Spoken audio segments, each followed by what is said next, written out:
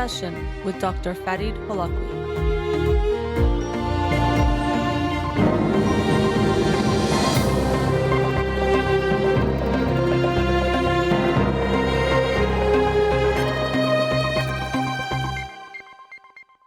Good afternoon. Welcome to In Session. I'm your host, Dr. Farid Holakouee, and I'll be with you for the next 2 hours here on Radio Hamra. I want to start off just talking about the people of Iran.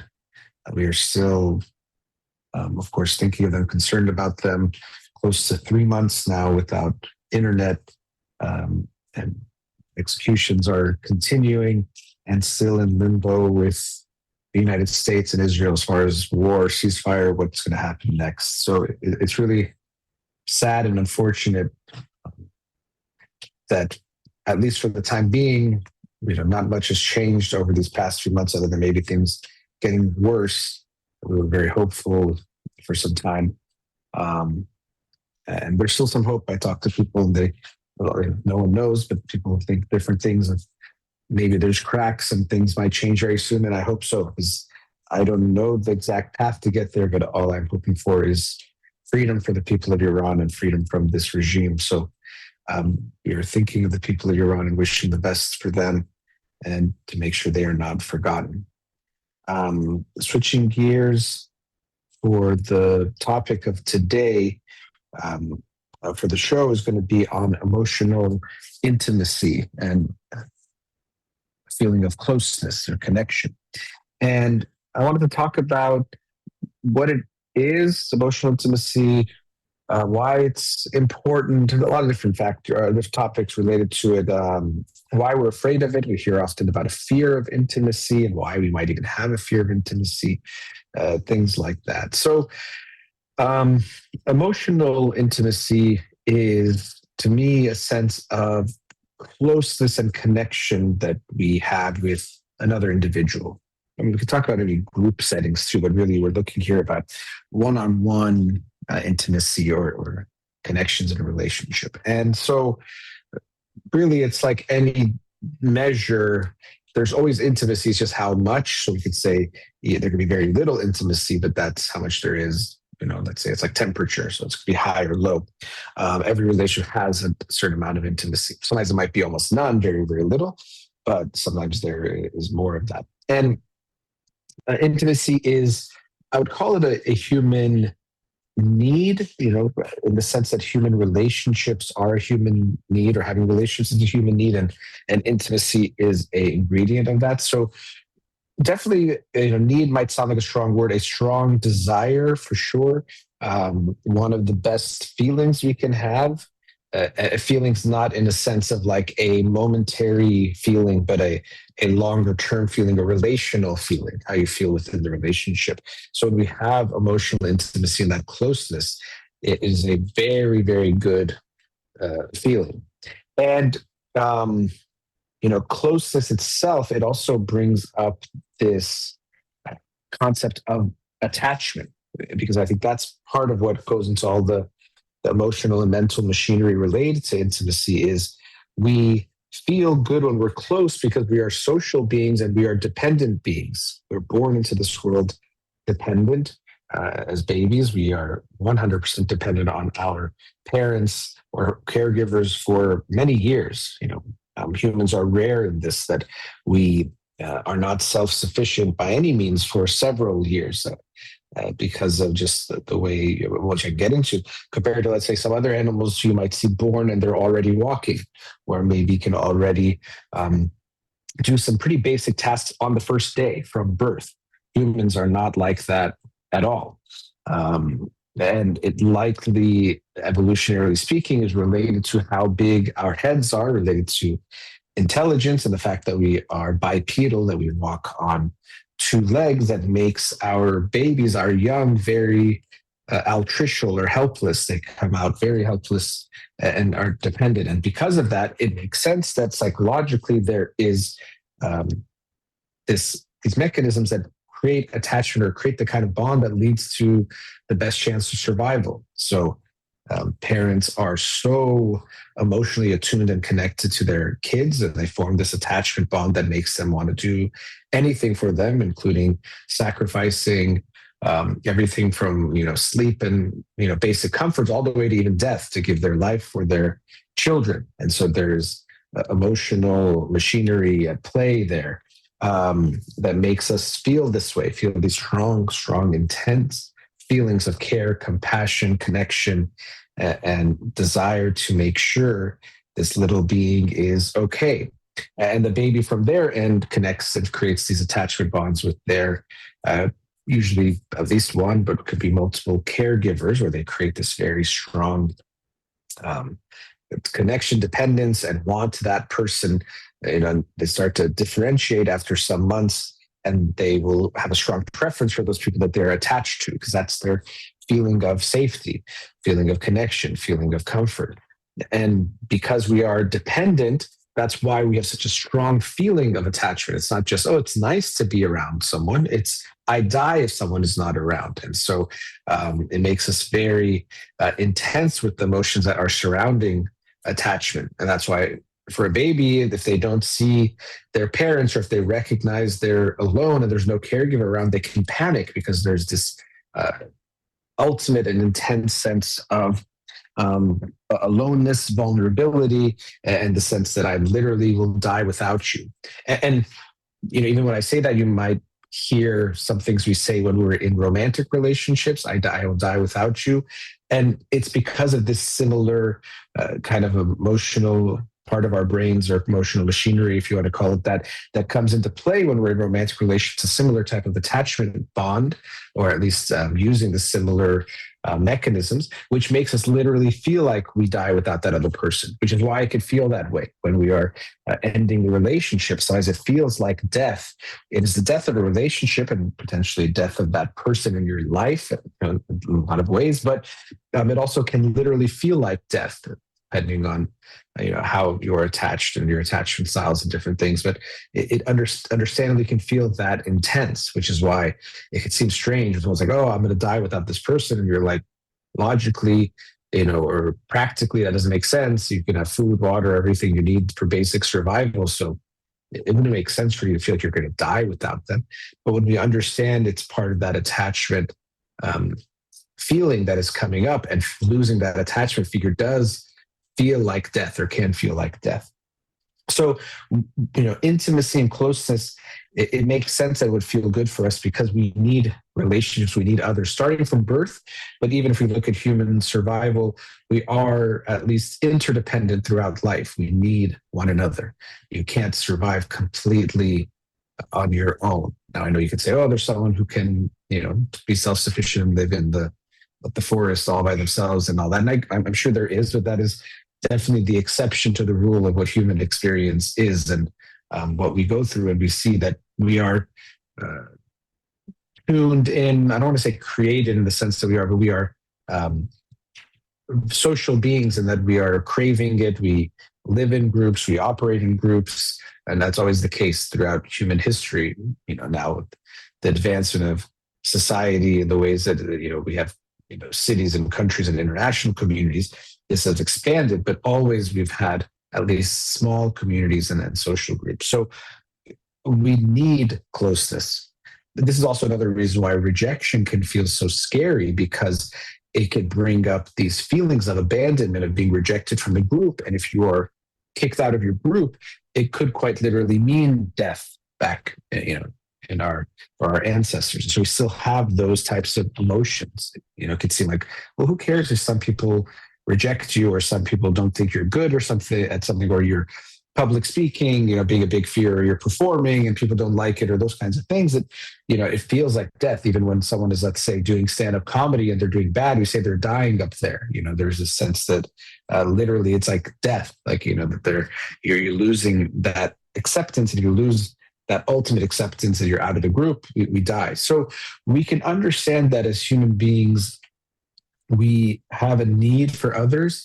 And because of that, we would have emotions that would help promote that, which means that it would feel good to feel close to others, to feel connected to others, to have relationships.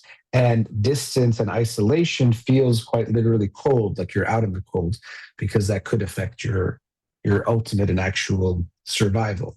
So, and human relationships are, when we look at long-term happiness, well-being, the biggest predictor of that is the quality of our relationships. So it's definitely necessary to survive, but even for a good life or to have a better life, we need relationships, and we're dependent on the quality of those relationships. So human relationships, and then within that, intimacy, are a very core part of just being human. And these things feel very good. And sometimes when we talk about things feeling good in an evolutionary perspective, or we look at the brain, it can almost like kind of like take out the romanticism of, it could feel like it does, of being human or the human experience. So if I even say, like I was talking about before, the parent has things going on in their brain that makes them feel certain things about their child. And so we might say, oh, it's just mother's love and something beautiful, and it is. But then if we kind of isolate the parts or the brain mechanisms involved, it can seem like we're taking away that magic. We're just saying, oh, it's because of our evolutionary advantage that a mom or a dad is going to care so much about their kid. It's true. But to me, it doesn't take away the beautiful feeling that you have. If I show you a sunset and it's beautiful, and then I show you where your brain lights up when you see that sunset, it doesn't mean your experience is any different. It's just an understanding of what is creating that experience. But, that's kind of its own side conversation. But yeah, we have these, emotions in place that would make sense to promote going towards relationships and feeling good about them. But then that could bring up what I'm going to talk about also later on, is why would we be afraid of intimacy? Because we talk about fears of intimacy, fears of getting close.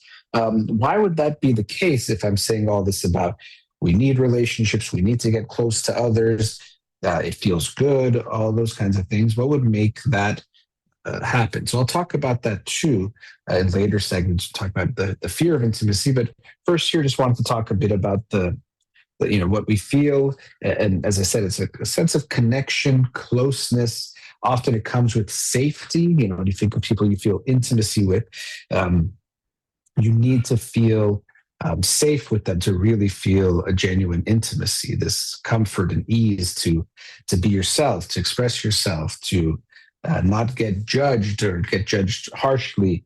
Those things are needed. So we all strive for that, and any good relationship will have those things.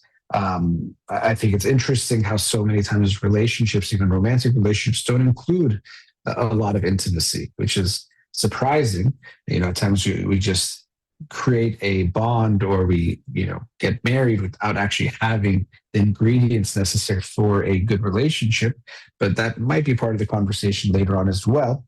But for now, we're just starting with this emotion, or this experience of emotional intimacy, of closeness, which is a human, if it's not an all-out need, definitely a desire, something that feels good for us.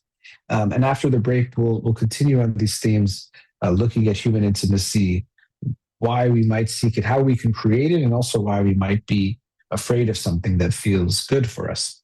So let's go to a commercial break. We'll be right back.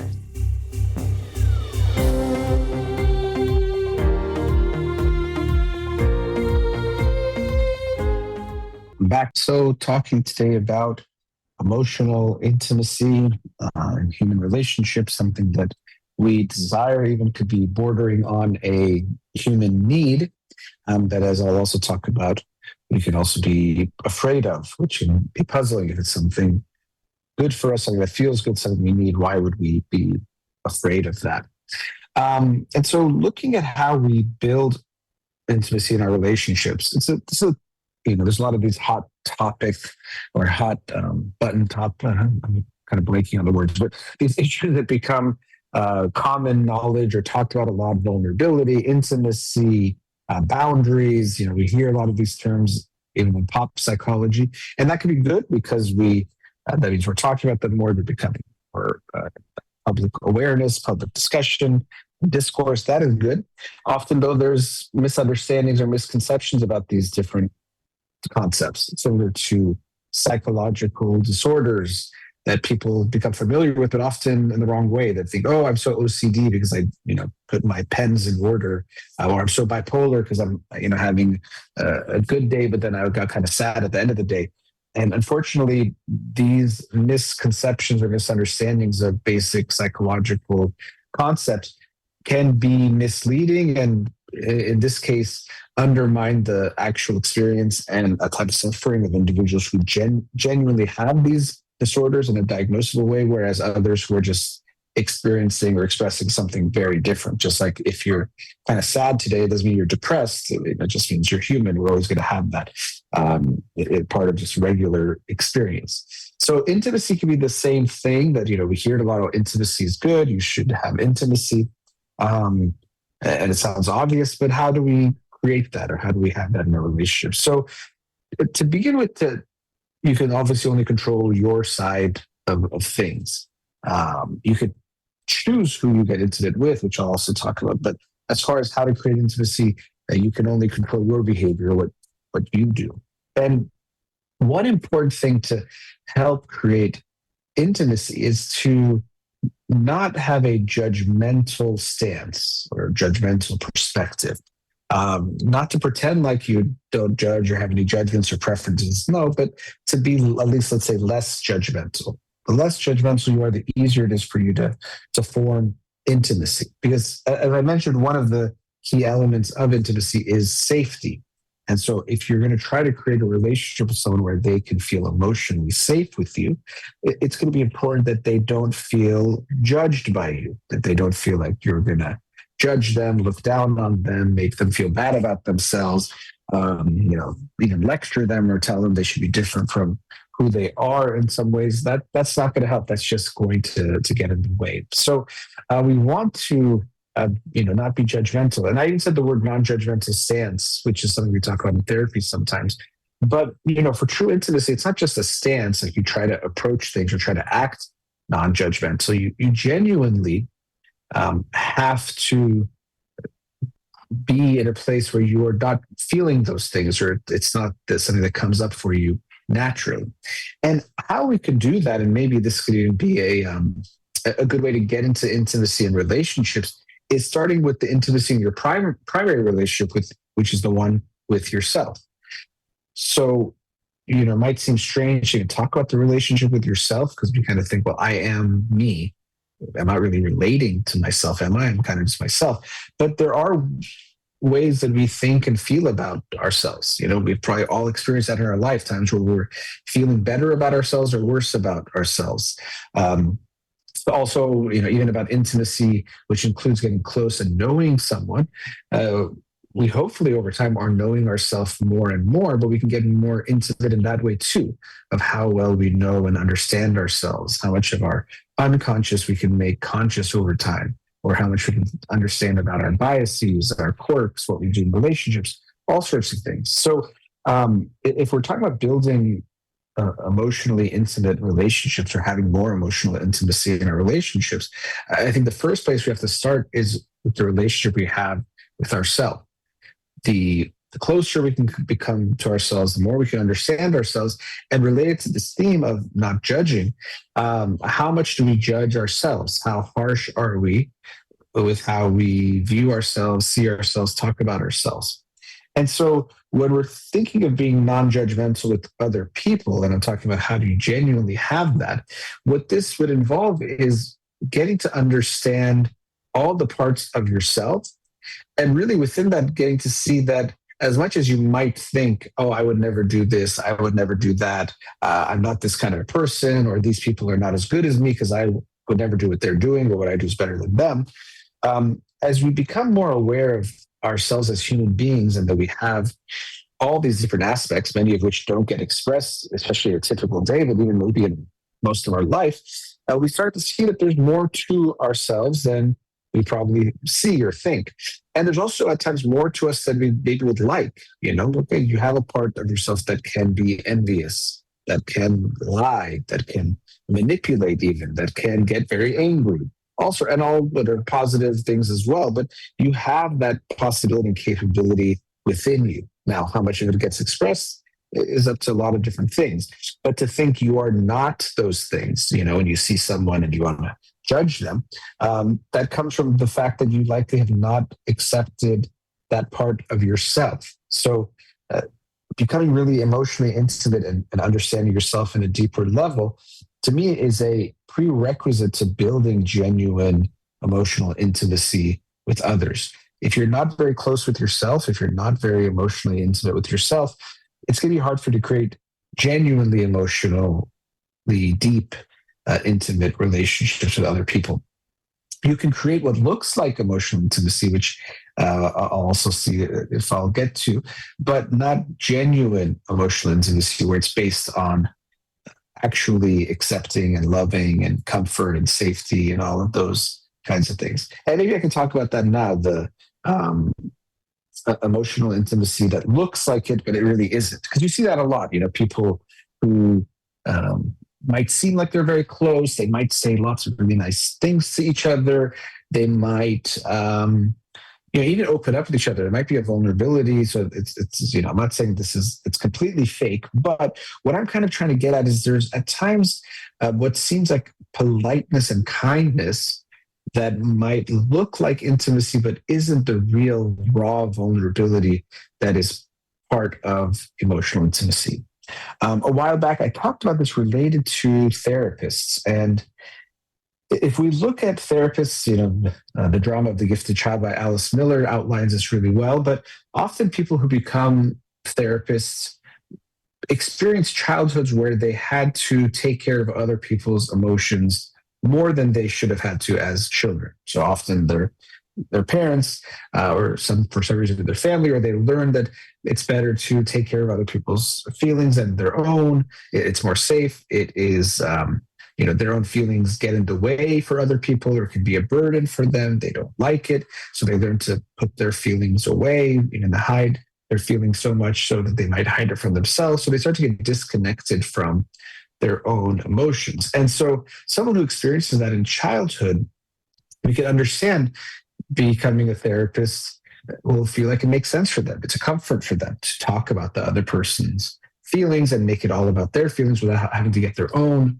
emotions in play. Taking care of the other person and being in a type of caretaker role for the other person feels comfortable.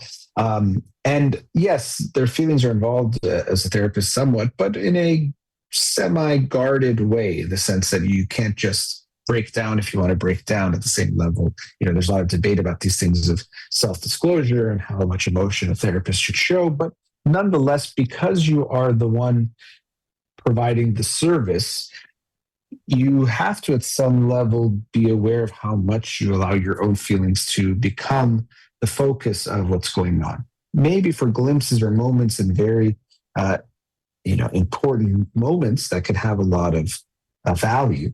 But overall, it's not going to be your emotions being front and center. I even remember for myself being in therapy, talking about these beneficial moments for a therapist to show some level of emotion.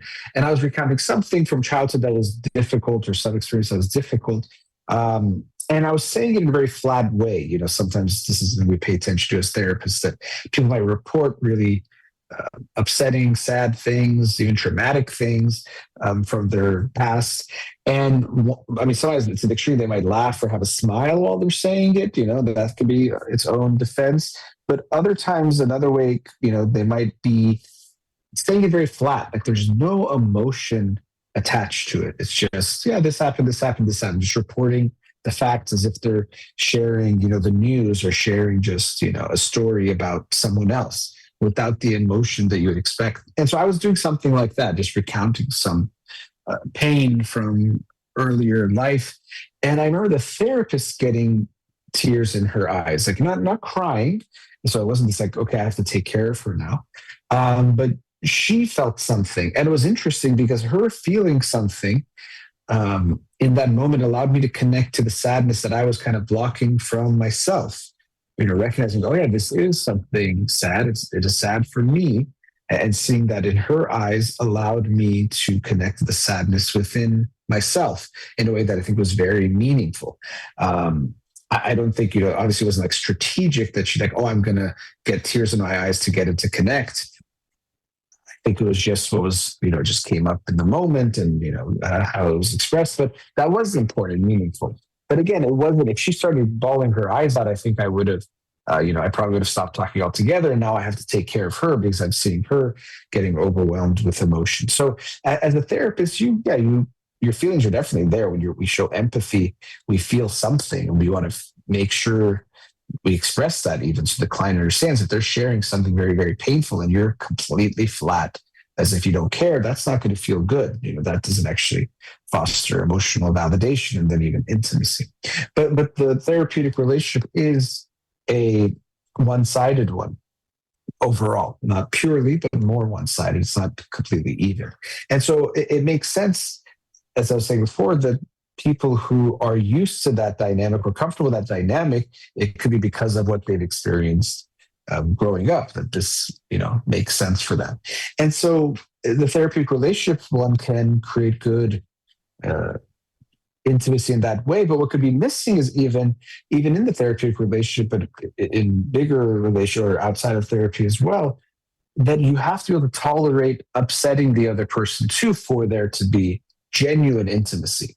And that's what I was talking about before. Like sometimes there's a kindness or a politeness that could look like intimacy or look really good, but a genuine, authentic, and intimate relationships is a real one where both people are being genuine and being true to themselves and true to what they're feeling, which means inevitably there will be conflict and tension in that relationship. That's the only way you can have an emotionally intimate relationship. And often people who become therapists who have this type of background get away from conflict because it's not comfortable for them. It's not something they like because what they're used to is making sure the other person is okay and even sacrificing their own needs or wants or feelings in the moment to make sure the other person is okay. But in order to be genuine, you have to embrace that, oh, I'm going to say something that maybe the other person doesn't like. And because they're very sensitive and attuned to other people, they can often have a pretty good read, probably overly sensitive, but a good read of what might upset the other person. And as a result, they're likely not to share something that they might upset the other person, and they hold those things in. So something can look like intimacy. You're talking about feelings. There's a lot of love. There's a lot of kindness. And it might have some. I'm not saying that's not intimacy at all. But something that could be missing is the genuineness of showing the vulnerability, showing the rawness, showing parts that maybe the other person might not like in the moment. I was talking about safety. It doesn't mean the person likes everything equally as well. They just won't make you feel judged or respond in a harsh way. And so sometimes someone with this type of therapy or therapist type of framework or mindset or psyche will have a hard time with deeper emotional intimacy because avoiding conflict is so much a part of what they are doing or how they are acting, that because of that, they will actually avoid more genuine, deeper intimacy and kind of get stuck at a certain level that doesn't involve these more, messy parts of relationships, getting to that point. So, as I was saying before, to conclude this part, this segment, to create genuine intimacy in your relationships, you first have to have an intimate relationship with yourself, meaning that you are close to yourself, you know yourself well, or you're trying to keep learning, self-reflecting. Therapy, of course, can help, but whatever you can do to understand yourself better and be closer with it, you understand that you have many aspects to yourself. And because of that, I've learned not to judge others for being different from you or expressing something different from you at this moment, because you know you have all those parts within yourself and you've accepted them. You're not trying to reject them or get rid of them. And you have a sense of comfort and a positive feeling towards yourself. So with that lack of judging comes this love or acceptance for who you are. And so having that internal intimacy with yourself is a prerequisite for emotional intimacy in your relationships. Or putting it another way, the more of it you have, the more potential your relationships have for emotional intimacy. And the less emotional intimacy you have with yourself, the less potential there is for emotional intimacy in your relationships. So after the break, we'll continue on these themes related to emotional intimacy in human relationships. We'll be right back.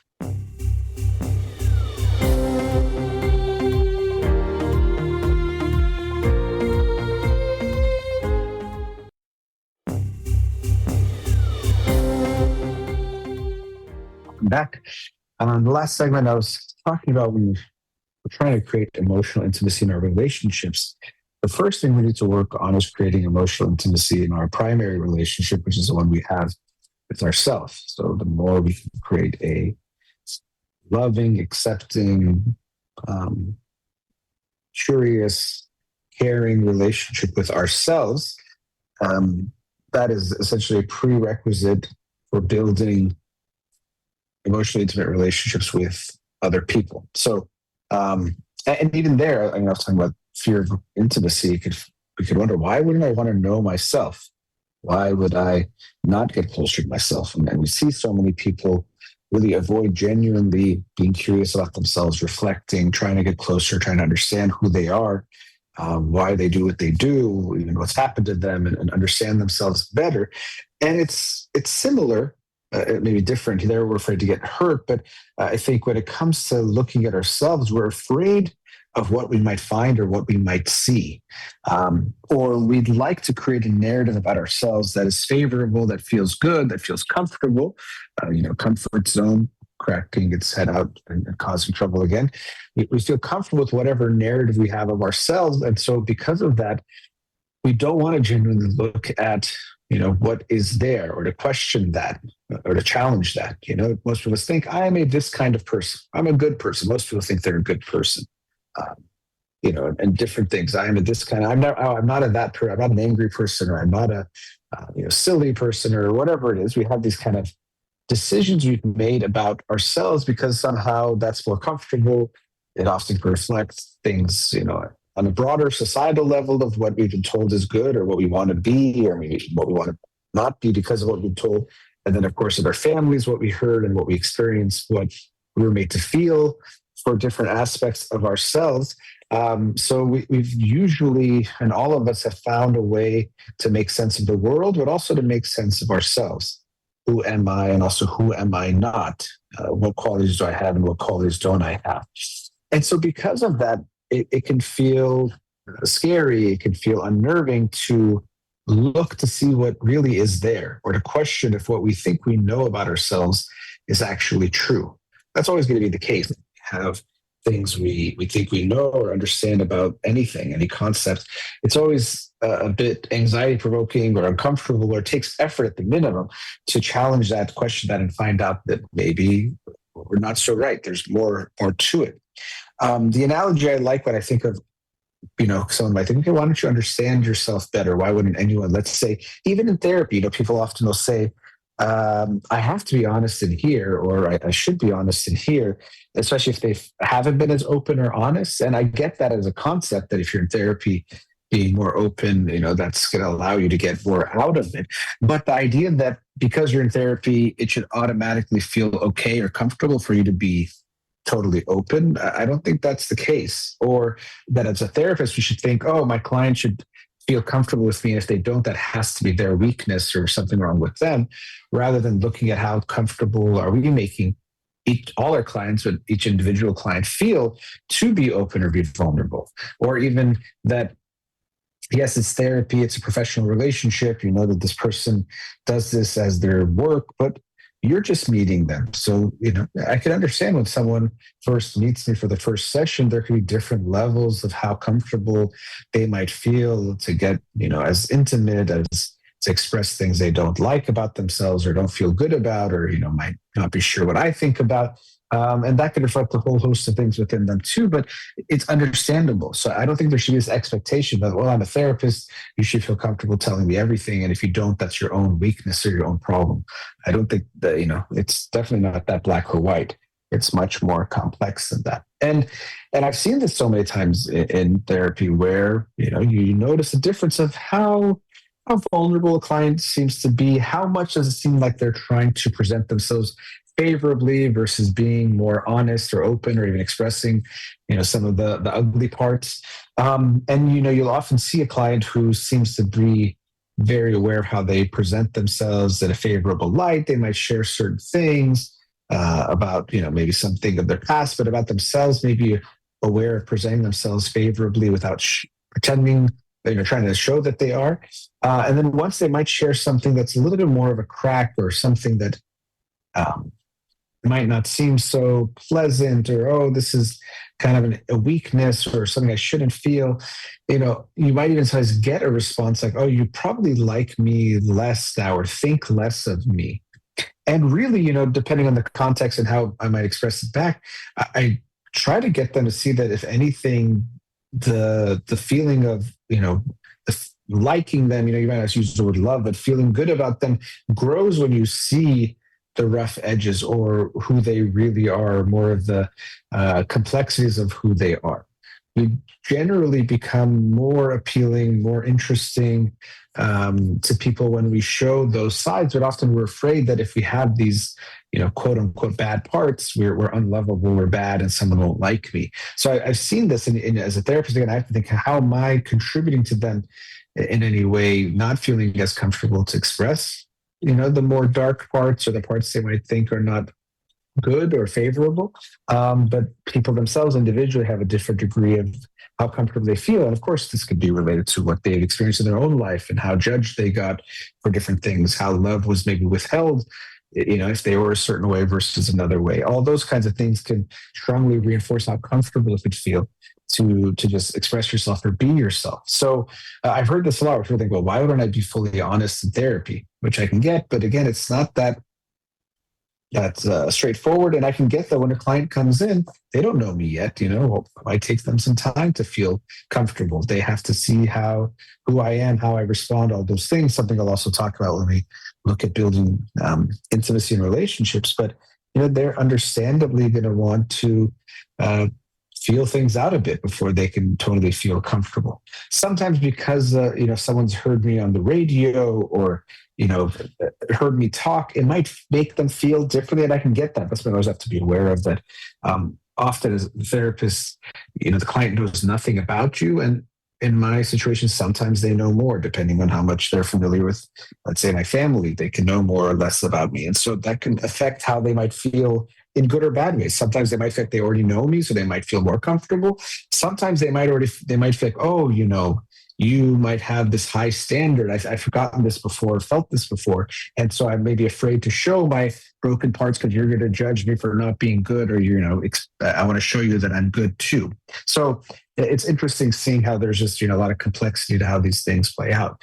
But so knowing about ourselves, as I was saying before, it could seem straightforward. Well, why wouldn't I want to know about myself? But if we have been judged and we've internalized that type of judgment, it could be scary for us just to look, because we don't know what we're going to find, and it could be things that we don't feel good about. I think I mentioned I was going to talk about an analogy many minutes ago now, and now I'm finally coming back to it. But the analogy I sometimes think of is like if I'm asking you to look for my keys, and there's like some cupboards and drawers and things, and I'm saying, can you help me find my keys? And you're looking with me, but I tell you, yeah, there's also a poisonous snake probably in one of these drawers. Now, if that's the case and you're trying to look and you're searching for something that we want, which is my keys, but that there is a chance that when you open one of those drawers, something really scary and dangerous is going to pop out, it's going to make you much more reluctant to just go and open every drawer as fast as you can and really look as hard as you can for it. And so when we're looking at ourselves, it should seem like, yeah, why wouldn't you want to just know everything about yourself? But if you're afraid of what you might find, that can make it really scary. What if I look deeper and find something about myself I don't want to be true? Sometimes people think I shouldn't be, let's say, mad at someone, or I shouldn't feel envy. I never want to feel envy or jealousy or some of these feelings that we think are like really bad to feel. And so we might not want to actually look at what's there, because if we go deeper, maybe, we find a feeling we don't like. I've seen this a lot with grief, where when someone loses a loved one, and they feel very sad, which is, of course, the overwhelming feeling that you're going to have is that pain of losing someone. But usually grief is a bit more complicated than that. There isn't just sadness. And I'll just talk about the 5 stages of grief, kind of a pattern, which is, there's something there, but there's other feelings that can come up: guilt and regret, and maybe an anger, not just at the situation, kind of a thing, but anger at the person that you might still have held on to. But people can feel really bad about this. How can I feel angry at this person who's now dead? Shouldn't I just feel sad? Or, like, well, what's the point? Is it to feel mad? Or I don't want to think of them in that way. And because they don't want to genuinely look at all of the emotions that they're experiencing related to this loss, it can make it harder for them to actually get through and go through the emotions, because there's these blocks. They're not genuinely feeling everything. They're putting up some unconscious or conscious walls. And no, I just love my mom, dad, sister, whoever it is. This person, I just love them. So there's nothing bad there. I can't be mad at them. And so they don't let themselves feel everything, because then if they feel something that they don't feel good about, they then feel guilty or bad about that feeling. So it becomes like the cycle. So we block a lot of those things. So I've just seen this so often and I think it's a big impediment, that people would think, well, what's scary about knowing more about yourself? But you see this, like, people are very afraid to go deeper within themselves. Or another way this shows up that's kind of, to me, funny, is that often, when I've met people and you say you're a psychologist, they'll say, are you analyzing me? It's a very common thing. Oh, are you analyzing me right now? And, something I think is a misconception about things. I mean, what I generally think about that is that we're all analyzing each other all the time. Now, maybe a psychologist does it with a certain lens or framework or, different things. But, when we meet people, we're all assessing them, not in some judgmental way necessarily, but just for just our day-to-day life, or how to interact with them. You see someone, you gauge how trustworthy they seem, how kind they seem, depending on what kind of relationship you're going to have with them. Let's say it's a salesperson. Let's say it's a friend. Let's say it's someone you're dating. You're going to look at and look for different things. So to me, we're all in that way analyzing everyone all the time, not necessarily in this like judgmental way or thinking, oh, this must be because their mother was this way or that way, but we're all assessing one another. But coming back to this kind of this thing that can come up of, are you analyzing me right now? Very often what comes with that is almost this, there's like a fear or anxiety about it. So it's not just like, oh, that's interesting if you're analyzing me. There's kind of this like, oh, like this feeling of being exposed, that, oh, what are you seeing, or what are you going to say or think about me? Which is interesting, because it shows we have often this fear of, what will people see when they see me, or if they really see me, or if they see what's behind the mask, or see through those things, which is also what I'm going to talk about when I look at talk about the fear of intimacy. Is that's what can feel so scary about it. So I always find that interesting, the sense of like, are you analyzing me with this kind of, anxious, or like almost like angry, like, don't do that, get away from me, because there's a sense of being intrusive, like you're coming into my space. But this fear that you're going to see something negative, and you're going to judge me, or label me, or say some negative things about me, which I think is a big part of why intimacy can actually be scary, which I'll talk about after the break. That we desire intimacy, we want intimacy. It's an incredible feeling. In some ways, one of the best feelings we can have as humans in a relational sense, but we're also very afraid of it, which is often the case. The things we want, we're also afraid of or have anxiety about. So let's go to another break, and after break, we'll talk about some other aspects related to intimacy, including the fear of intimacy. We'll be right back.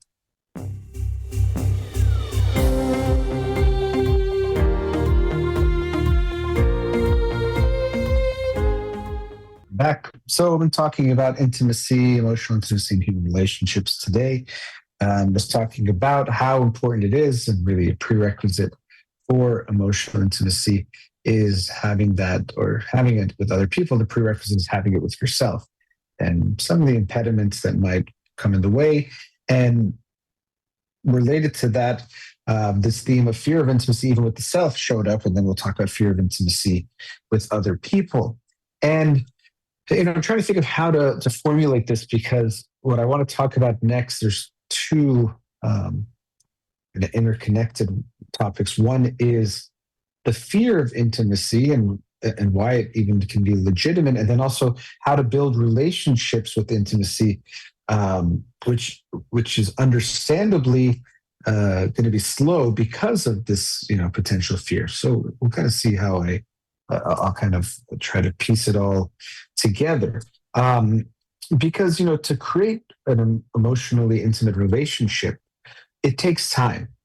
And as I was saying before, sometimes we can create what looks like emotional intimacy, or we want it so bad that we kind of almost fake it, or oh yeah, we know each other so well, or there's some sense of a connection, but then we go deeper with it. Even actually sometimes having sexual intimacy, having a sexual interaction with one another can create a sense of intimacy, the sense of closeness. So we're so much seeking intimacy that we will often try to create it in unhealthy ways, unnatural ways, or not really with the right process, just to feel that feeling of closeness. So as I mentioned at the top of the show and throughout, it is a big human desire, even a human need, to feel this closeness. But building it and creating it in important ways is not easy. And so sometimes we look for, as we do with so many things, shortcuts or other ways just to get there, to like feel really, really close. As I mentioned, this is to me connected to the fear of intimacy and the actual, I don't want to say danger sounds really dramatic, but yeah, there are concerns or dangers that can happen when we look at intimacy, because it makes sense to create it in a slow, steady way. It's kind of like, and part of intimacy is trust. We're building trust. That, to me, the best way to be when it comes to trust is to have a default level that you trust everyone at a default level. Doesn't mean you would trust everyone with everything, but that just to create a connection or interaction, you have a basic level of trust. My analogy for this is to say, you meet someone and they say, "Can I borrow $5?" And so, for most people, let's say that $5 would not be a life-changing or detrimental amount of money, and something you could be okay without. You're like, okay, sure, I can lend you $5. So you start there. But if someone came to you and said, "Hey, I know I just met you, but can you give me $10,000 or $100,000?" You would say, "No, I don't know you. I'm not going to give you that much." So the $5 you're okay with. And then if they pay that back in a way that, you feel good about, then you might go to 10, 20, but it could start to build like how much you're willing to, in a sense, invest in them in this way of lending them money. Similarly with trust or intimacy in relationships, it's the same way. I think it's good to have a default level that most people are not out there to emotionally hurt you or be bad or be harmful. So, you can start with a $5 amount of intimacy or a small amount of trusting them or being vulnerable with them. And then you see how they respond. And based on that, you might get more intimate, go deeper, invest more in this sense, emotionally rather than financially, invest more in this person, in this relationship. So the idea that you just meet someone and you already are just 100% trusting and giving your all to anyone and everyone, no matter what, that's to me actually a sign of an unhealthy experience in childhood or experiences in childhood that make you have a bad radar of recognizing what's safe and not safe, what is appropriate and not appropriate. People have met someone or been on a date with someone who is just telling you way too much about themselves, opening up way too much, too fast, too soon, and it can feel overwhelming. And they might say, or someone defending them might say, "Oh, they're just being vulnerable. They're taking a risk. They're, being real." All those kinds of things. But really, when we look at it, it doesn't feel that way, because if the person is dumping so much, it almost feels more like they're burdening you with their story or their pains or their traumas or whatever it might be, rather than genuinely sharing and creating that intimacy with you.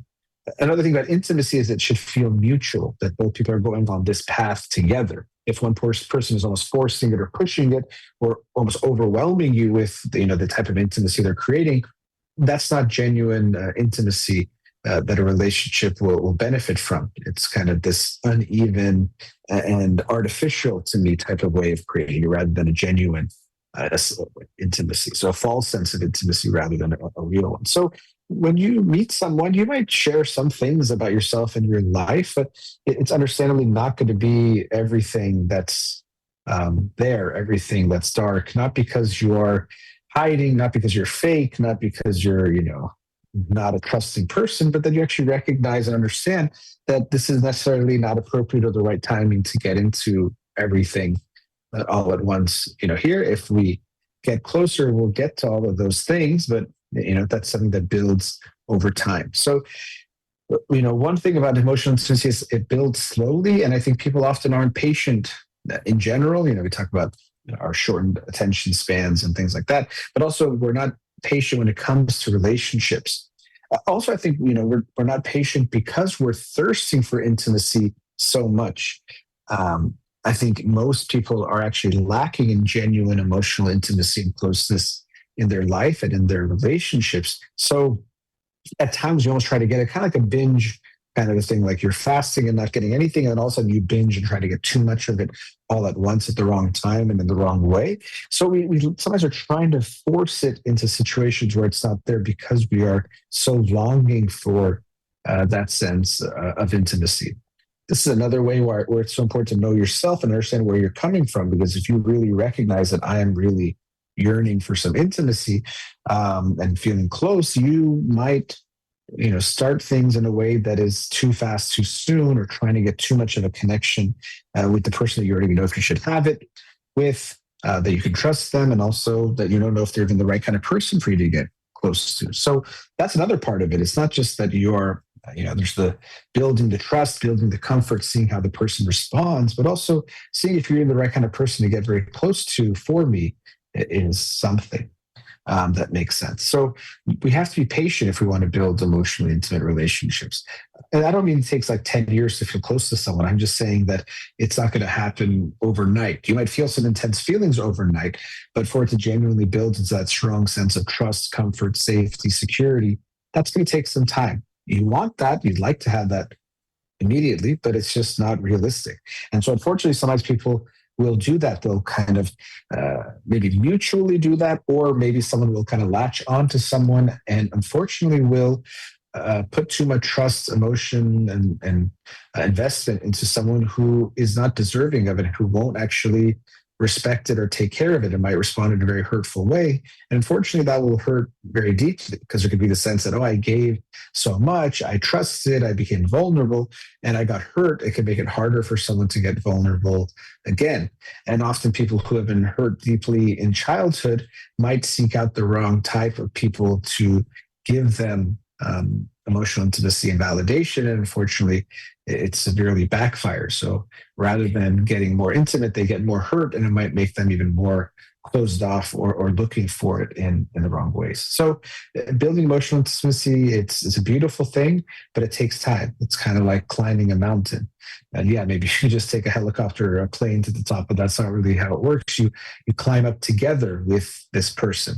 I actually like that analogy of emotional intimacy, because you climb up step by step with someone else. You do it together. You support each other. There's going to be maybe actual ups and downs, but also bumps along the road. It could be difficult, but the higher you go, the more you invest into it, the more beautiful the view you get to share together. And so to me, relationships are the same way, that you can play it safe and stay low on the ground.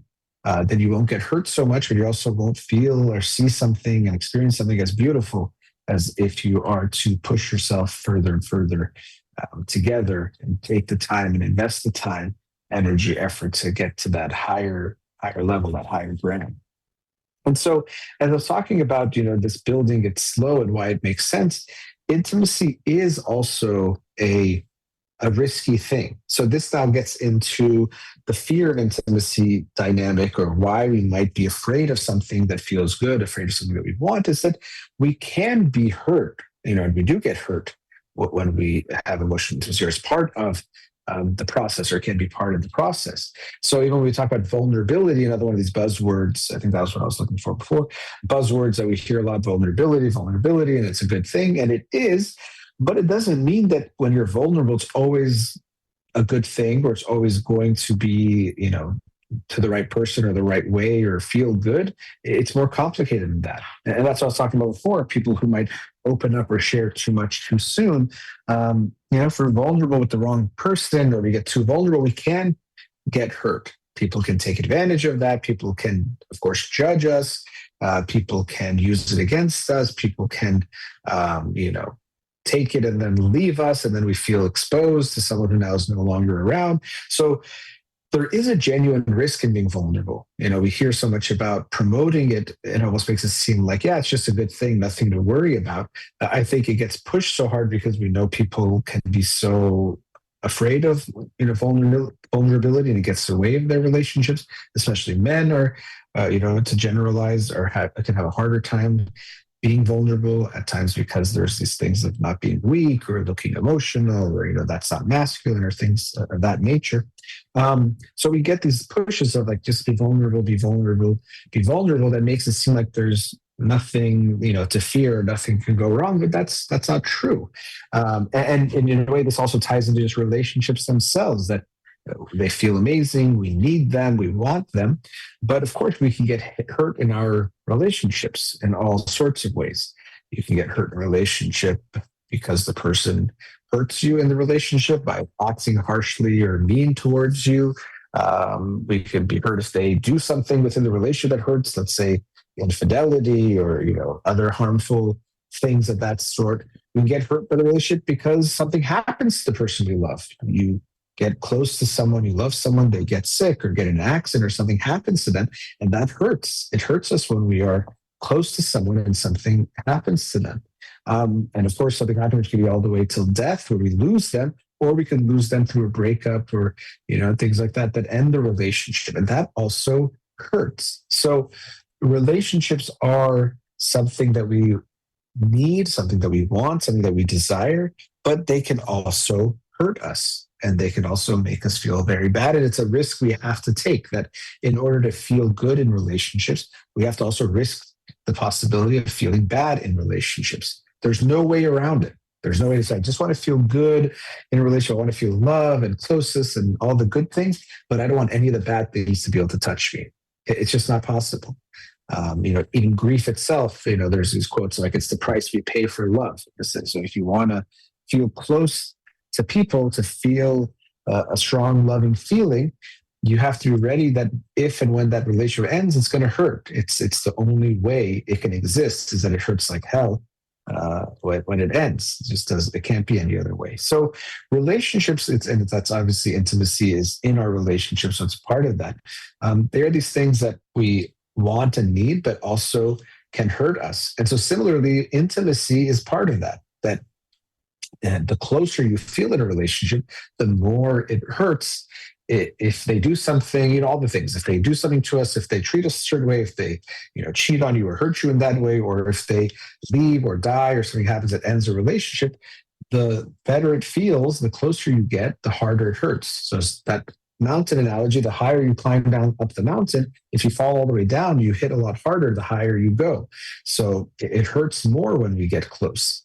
And so because of that, we unfortunately will often choose the path of most comfort, the easiest path, and choose not to get very close to anyone. So people might be in a relationship, but they won't actually get so deep in that relationship out of comfort. They might think it's from a place of strength. Oh, I'm, an independent person. Oh, like I'm not really into all that stuff, or, I don't want to care so much, or I don't care so much. I'm, cooler than that.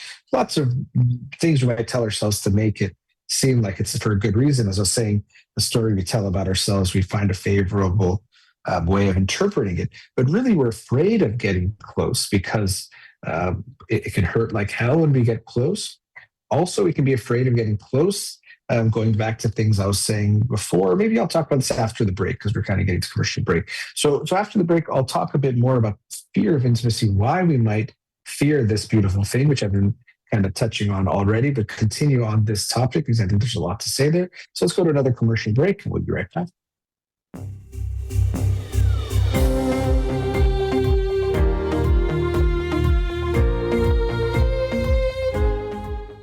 Welcome back. So before the break, I was talking about the fear of intimacy and why we might actually be afraid of intimacy, why it could be understandable. Often fear of intimacy is mentioned as this kind of catchphrase of kind of like, oh, you have a fear of intimacy, like what's wrong with you? You have a problem, which it can be a problem. It can, lead to lots of problems in someone's life, especially in their relationships. But, it's important to understand, well, where might that fear come from? As I was saying, it could seem puzzling that we have fear of something that we would want or like or desire so strongly. But I was talking about before the break how relationships are not something that go without costs, or they're not something that don't have pain. And actually, for us to allow ourselves to be in relationships that feel so good, we have to expose ourselves to being hurt. So even just being in an emotionally intimate relationship is a type of vulnerability, that we are being vulnerable enough to get emotionally intimate, but then also by being in an emotionally intimate relationship, we are vulnerable to being hurt by what happens to that person, what that person does to us, and what happens to that relationship if it were to end in some way. And not to be very pessimistic or sound so dark, but all relationships end in one way or another. Either if both people die at the same time, that's one way, but either there's a breakup or something happens, or one person dies and the relationship of person to person dies, even if we carry them with us emotionally. So there is a true cost to being in relationships. And it's like a lot of things in life that, to have something that's beneficial, that's something that is good, it comes with some risks or downsides as well. We have to accept that. But I think often people, because they can be so afraid of the getting hurt part, we choose a safer route, which is not to get close. One element I'll also talk about here before moving back to that is we want a sense of control. So a scary part of life is recognizing how little control we have. Forget controlling other people, even of ourselves, but especially of what's going to happen to us. There's so much, when I say luck, I don't mean it in the sense of people have good or bad luck, but so much of what happens to us in life is luck and chance, things that are out of our control. We could do everything we can to, make the best decisions that are best for us and our loved ones and all that. But still, so much is out of our control. And so when we look at relationships and getting into a relationship with another person, there can be this scary thing of giving so much control to another person about your life and your experience. So, if you get close to someone, they now do have the power to hurt you. I know that sounds odd, but that is one aspect of what is happening, is that if you get very, very close to someone, they can hurt you in the ways that I've talked about before. Things they do, something happens to them, the relationship ends, but you're giving them that power. I even heard someone say being in love is giving someone the power to hurt you, but trusting that they won't. I think that makes sense. There's a sense that you shouldn't just give your heart to anyone or everyone, but you trust that person. You're giving them that power. They still can, but you're trusting that they won't hurt you, that they won't, they'll cherish you giving them your heart rather than hurt you. But that is something we feel, this exposure, this vulnerability. And especially if we've had emotional relationships that were not positive, that were hurtful, where we didn't feel like we could trust the other person, understandably, I don't mean this as it's a good thing to do, but we can understand that someone might be afraid to trust another person, to trust someone else with their heart. So they might date, and they might, maybe they'll date casual or short term, or maybe if they even get into long-term relationships, they still won't commit so much of themselves emotionally because they want to maintain this sense of control. Even someone might have multiple relationships, whether, that's openly or without letting the person know, having many affairs at the same time, or consecutively, and it might seem like it's because they, to themselves, I'm so strong, or this, or whatever it is, they might say justify themselves to themselves. But one of the reasons why they might do that is they're running away from the intimacy of being with just one person. They're running away from the fear of giving their whole heart to one person and just having it with them.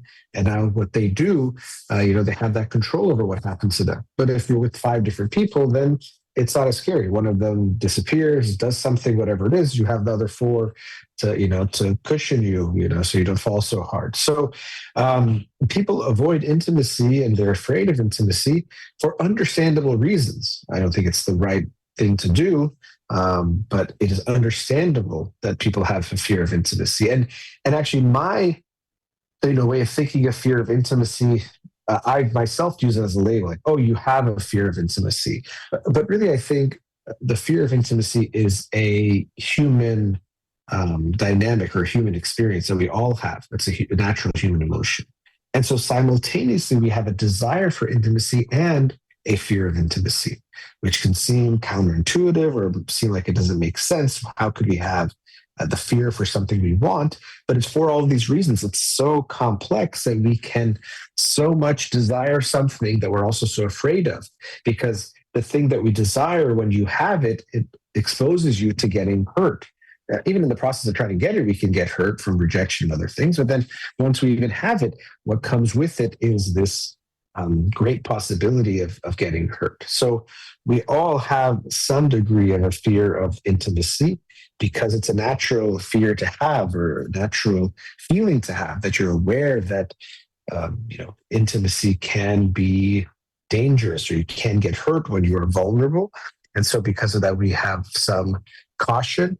It's kind of like having a fear of heights. I know some people have it to a phobic level, but it's understandable. You can get hurt when it comes to heights, or being high, or being somewhere. You can fall. It's an understandable reaction to have. Some people might have it more extreme, to the point where they won't even risk going somewhere that involves heights. But all of us have an understandable fear or understanding of the dangers when it comes to heights. So, but to me, that's the same thing. Intimacy is something that we all desire, but we all fear it as well. And to me, that totally makes sense. And so you have, going back to knowing yourself to have intimacy, but even now talking about intimacy and fear of intimacy, you got to ask yourself that question: how comfortable am I with intimacy? Or how afraid do I think I am with intimacy? Look at your past relationships. Did you create emotionally intimate relationships? Did you choose partners that you could get very close to? Did you choose the wrong kind of partners to get close to, and tried to get close to them, but it was not the right people? These things are very complicated. I know I talk about fear of intimacy and saying we all have it to a different degree, but it's also more complex of the ways we, feel it, fear it, and how we might approach it. Sometimes people enter relationships that they know won't work out. That seems really confusing, but they might feel safer knowing that they won't get that close to someone, or that there is some expiration date or exit plan in this relationship that makes it more comfortable for them to even start or to be in it. So when we enter emotionally intimate relationships in a genuine way, it takes time, but once we get there, there is this sense of trust and letting go. Even we hear like people say falling in love, which sounds very out of control. So it doesn't have to be completely out of control, but I think there is some element of letting go that has to be part of falling in love when it's done in a genuine way, where you are a bit out of control. So we don't just fall in love with anyone, or we don't just jump in without thinking at all, but there is some element of losing control there that we have to accept, even losing control to these other people, as I mentioned before, hopefully with someone that we can trust not to use it against us or to hurt us. But there is that exposure that is there. Another reason for the fear of intimacy is, I was talking before, how we might be afraid to know ourselves better. We might be afraid to go deeper and to uncover all the different desires, feelings, biases, all the stuff that make us who we are. We might be afraid of what we see, because we might see some things we don't like, or things we wish we didn't have. And so similarly, another big reason why people can have a fear of intimacy is we're afraid of what people might see when they look at us, or how they might judge us when they look at us. I was talking before about, people saying, are you analyzing me with this kind of fear or anxiety of what I might be seeing, or how they might be judged or labeled? And so this is the same kind of thing, just in relationships. And this is another paradox that we have. We talk about being seen as this wonderful, beautiful thing that we all want to be seen. And that's true. But the paradox comes from this sense that we know that when we are seen, if someone actually sees who we are, well, then they can either reject or accept who we actually are. And that feels very scary. What if they see things they don't like. If I already don't like myself, or I am not sure about parts of myself, what if that's how they feel about me? So we desire feeling close. What we really desire is for someone to see who we are and to love us for who we are. But there's no guarantee. And that's the scary part, that if I show you who I am, you will definitely like it and love it and make me feel good. And so this goes back to what I was saying before about vulnerability. That's like, oh, be vulnerable, be vulnerable. It's good to be vulnerable, which it is overall. But there is a genuine risk there of when I show you who I am, I'm going to, share my deepest, darkest secret with you. You now can respond however you respond. There's no guarantee. There's no, you have to respond a certain way, especially if you're being genuine. I don't know how you're going to respond. And that is scary. Understandably, there's some level of risk there. And so going back to what I was saying before, the more you are intimate with yourself, the more you know yourself, and then also the more you've loved and accept yourself, the easier it is for you to take those risks. It doesn't mean it still won't hurt if you show someone your true self and they reject it or judge it. That will feel bad. But how much it knocks you down or for how long it knocks you down will be significantly impacted by how much you feel okay with you, how comfortable you are with yourself, how much you feel that intimacy and love for yourself. But being intimate will always feel a bit risky. There is that exposure there, which understandably feels a bit scary. We want to be seen, but we're also afraid to be seen. We want to show someone our true colors and for it to be respected and accepted and loved. But we understand that there's no guarantee for that to be the case. And that feels scary, that moment of vulnerability. This is who I am behind the mask. What do you think? And that can be very scary because now we get to see, what they actually say. And I've thought about this, I just said wearing a mask. We wear a mask for lots of reasons, and one of the reasons we tend to think of is usually, oh, we wear a mask because we think that's what other people will like, or will get us attention, or it's going to get us love, or get us, appreciation, or things like that, which is true. We will wear a mask to be what we think other people want us to be, what we think is acceptable, what we think will avoid bad things, all of that. And maybe it obviously implies that we're afraid that if we don't wear that mask, what we are isn't going to be good enough. So there is that part. We wear the mask to be something others want us to be. But, it hits me that there's another element to that. Another protective part of the mask is that even if people reject this masked version of you, it'll probably hurt, but they're not rejecting the true you. So maybe there's a safety there. But if you fully show and share who you are and then that gets rejected, well, that feels really scary. So the flip of that is that if people love you for your mask, you're like, well, yeah, but they don't really love me. Or if they knew the true me, they wouldn't love me maybe, or I don't think they would. And that is what people experience. But the other part of what a mask might feel good about, or what might make it feel good, is the sense that, okay, well, even if I get rejected, it's not the true me, it's the mask that's getting rejected. And that can be protective in some way. So we all desire intimacy. We all desire to be seen, but to be seen, and we kind of say it in that way, but we generally mean when we say to be seen is not for someone to make us feel seen and then say what they see is disgusting or horrible or bad, but to be seen and loved and accepted for what is seen.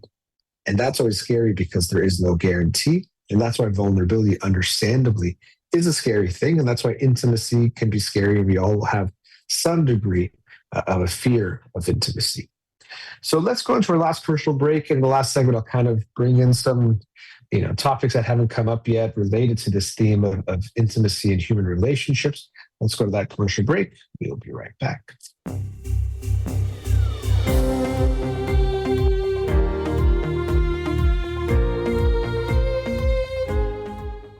Welcome back. So today the topic has been intimacy in human relationships.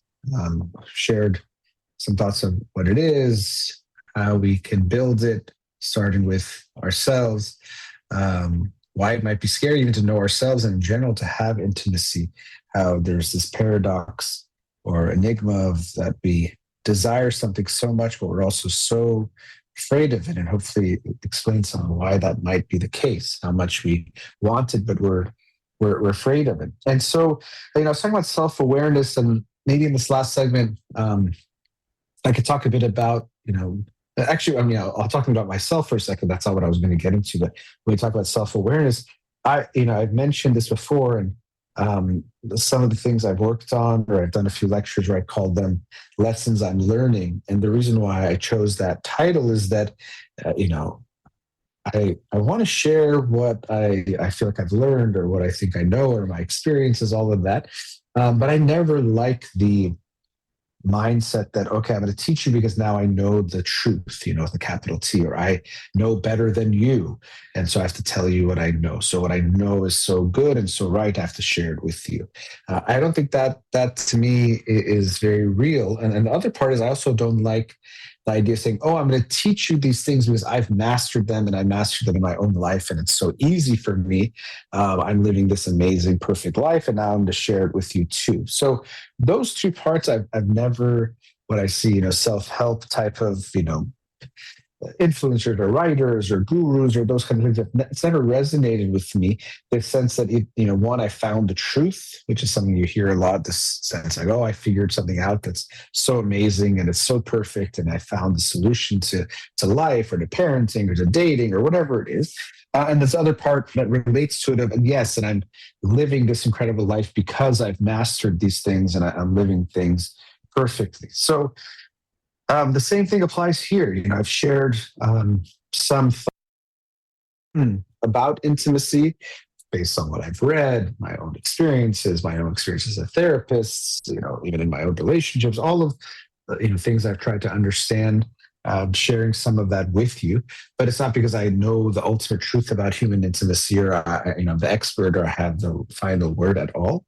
And I definitely can't say I've solved it in how I live my life either. I'm talking about these things as aspirational types of things, I think, for all of us and from my perspective, but something that I am trying to understand within myself, and how to live more intimately with myself, and then to create more and more emotional intimacy in my relationships.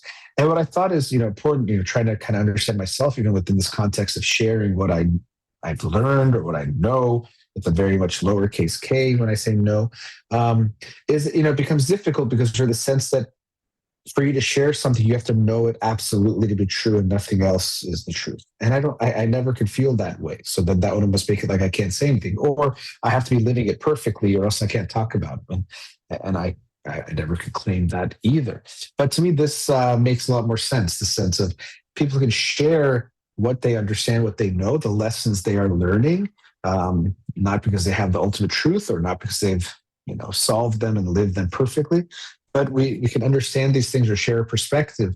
Just like you might be able to give someone good advice on what to do, even if you're not necessarily living it yourself. You might be able to share something. So that's just like something there. But related to that part, the second piece, that lessons I'm learning, I'm saying is, it's not something I figured out. So, hearing me talk about these things, I've even once I remember a friend saying, "Oh yeah, I heard you talk about this. So yeah, relationships must be so easy for you." And I'm like, "No, that's not the case. I kind of understand or see some things or might have a perspective, but it doesn't mean it's something that I've solved by any means."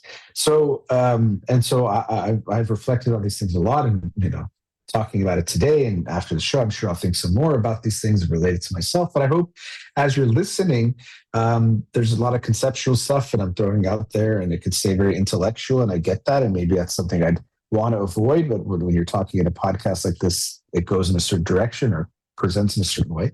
But I hope you'll also go within yourself and really reflect on these themes that I was saying of intimacy. First, just with yourself. How intimately connected do you feel like you are with yourself? Even to ask that involves a certain level of intimacy, or maybe you wouldn't be listening to the show at all if you had none of that. But actually, I should say that some people that listen to, let's say, podcasts like this, read a lot of books in the self-help psychology realm, they prefer staying in the intellectual and the concepts and the abstract. That is a comfort zone or a safe place for them, rather than really looking within and going deeper within in a genuine way. Because that is a safer place. It could feel like I'm doing the work. I keep trying to learn about myself, keep improving on myself, but we might prefer keeping it in the intellectual realm rather than the emotional, experiential realm. So many people prefer that. And a lot of people who might listen to a show like mine or read books, on these types of themes might prefer talking about intimacy, thinking about intimacy rather than feeling intimacy itself. Or they might prefer talking about these types of concepts or any of the concepts, they're reading about rather than genuinely going within themselves and actually feeling it, which is a lot more messy, can feel a lot more uncomfortable. It relates to what I've been talking about before. Maybe we're afraid of what we see, afraid of, will we accept and love what we're seeing there? Will it change the way I see myself or, the story I have of myself, all those things. So if you're listening, I hope you really will do that. Maybe while I'm talking might be hard, you might start, but after the fact, of really trying to understand yourself of how comfortable am I with emotional intimacy? How comfortable am I with myself and being emotionally intimate with myself? And how much have I created emotional intimacy in my relationships? As I was saying, it doesn't mean all intimacy is good or it can't ever hurt us, but I do think to have a good life or to have a more fulfilling life, we need relationships that have emotional intimacy. So it's something we want to try to create in our lives, to try to have more of. And we can't control our relationships completely, but we can control who we choose to be in relationships with and choose not to be in a relationship with, and also our side of things, what we do from our side of the relationship. And so we want to look at those things. What have I done so far in my life? What am I doing these days? And then hopefully within that, okay, what can I do to make it even better? Kind of like self-awareness itself. It's nothing that emotional intimacy is something we've completed. So you could be married with someone and say, oh yeah, we have a lot of emotional intimacy. And that's good, but it doesn't mean you've reached, I was talking about this mountain. There's not some actual mountain top that once you get there, you don't need to get any closer anymore. That's never the case. There's more and more to know about each other at a given time. And of course, we're changing and life is happening. So, there's ever more to learn about one another and ever more closeness to have. And so I think we should all seek for emotional intimacy in our relationships, knowing the challenges, knowing that it can be scary, knowing the risks, but knowing that is the way to live the best life we can possibly have, the most fulfilling life that we can have. Bringing it back to how the show started, talking about emotional intimacy and attachment and those kinds of things. We're social beings, and because of that, relationships feel the best to us. The most important things we have are our relationships. There are other things that might get you an intense burst of joy or excitement or pleasure, and we can experience those things. You might even experience those things with people you have emotional intimate relationships with, which is even better. But we could have those intense moments. But the things that are more of a slow burn, longer lasting, good feeling are having these emotionally intimate relationships. And I think we have a crisis of intimacy where people are going away from getting close, going away from the messiness and riskiness of relationships. Even we see this with things like the emergence of AI chatbots or robot girlfriends or partners, or things where people going, this theme of control, that they like having control. And because relationships can feel out of control, they choose to even be with an inanimate object, something that seems real but isn't, something that, let's say, a chatbot that will never argue with you, never say anything negative, will only say positive things to you. We're seeking comfort over closeness. And closeness always will involve some level of discomfort or risking discomfort. But once you get to that closeness, you actually feel even more comfortable because you're with someone who makes you feel safe and secure. And that feels even better than being with a robot that will never let you down or will never say something that you dislike. So I think that we're unfortunately in a lot of ways moving away from intimacy, and even in the ways that we communicate. There's so much more surface type of communication, texting and messaging, and people don't have phone calls. And I know I sound very old when I'm saying this, and I'm part of these issues too. I do all of those things, but there is this escape or movement away from emotional intimacy that I think is not a good thing. And the younger generation, it's happening even more, where they're getting more consumed by communicating through technology. And rather than the technology aiding communication and aiding intimacy, it's interfering with and interrupting and getting in the way of that intimacy. A lot of younger people don't do face-to-face conversations. They prefer just texting about it, which is just choosing comfort over closeness. And I think that is sad and problematic and something that we have to, I think, counter consciously, or else we naturally drift towards that comfort of these types of technologies replacing that intimacy. So, and on top of that, the sense of just many people, that we can connect to. It's good, but also can make it that, you see people they're dating, and yes, you can date many people and that could be a choice, but often I think people date many people to avoid intimacy, to kind of get these bursts and these feelings of closeness without having to risk as much by investing as much in one relationship. And I think that's unfortunate as well. So I think we have to fight these currents that are taking us towards comfort and away from intimacy. And it takes some conscious effort, and also it takes us each looking at ourselves. I'm talking about the problem and the system and those things, technologies, which is true, but it's up to each one of us of how we respond to that and how we choose to live our life. So I hope that for all of us that we choose intimacy over comfort, that we choose closeness over comfort, that we choose relationships that over time makes us feel comfortable in a good way, an emotional, safe way, but we risk the pains of a relationship, the pains of closeness and intimacy that inevitably have to be part of the process, because we think it's worth it. And we know that there's no guarantee that we won't get hurt, but that there's only one guarantee, that we won't get to feel the best parts of being human if we don't allow ourselves to get close to others and to create emotionally intimate bonds with other people. So, just a lot of thoughts there on human intimacy, the experiences that we have, fear of intimacy. Definitely a theme that I'll talk about on other shows as well. If you have any thoughts, please drop me a line and tell me what you thought about this topic. But that brings us to the end of today's show. A big thank you to Farid in the studio. You've been listening to In Session with Dr. Farid Holakouee, Free Iran.